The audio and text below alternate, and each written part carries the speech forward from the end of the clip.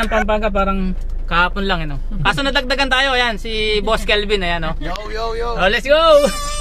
Ah, si Baby Riz daw! Say hi, Riz. Hi! Hi!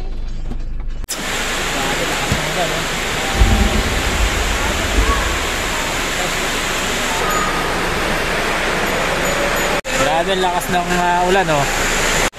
So yung mga discover, dito na lang kami sa ano, no, sa court. So 10 hakbang na lang at sobrang lakas ng ulan. Grabe. At yan, nagbaha dito. Alright, so yun mga discover, ganito yung pagka umuwi kami ng Pampanga na malungkot talaga, no, kapag may mga nawawala. Ganun nga, nung nakaraan, di ba, ganun din nangyari.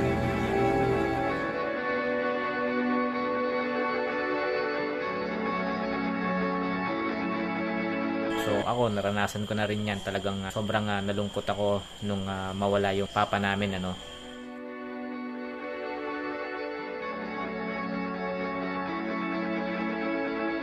Yung mga lola at lolo namin.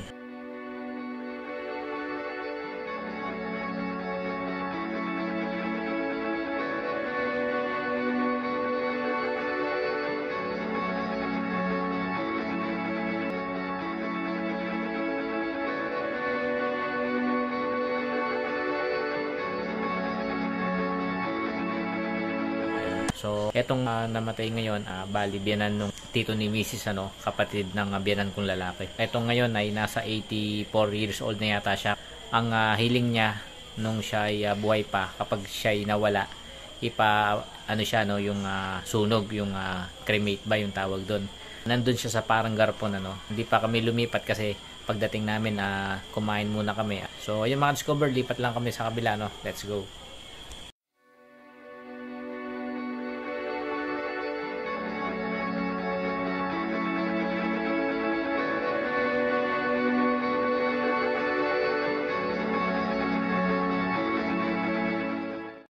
Like a bird on a tree, I'm just sitting here. I got time, it's clear to see.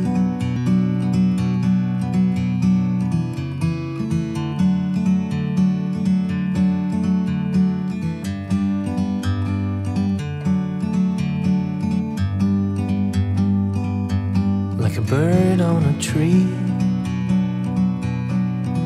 I'm just sitting here. I got time, it's clear to see. The world seems small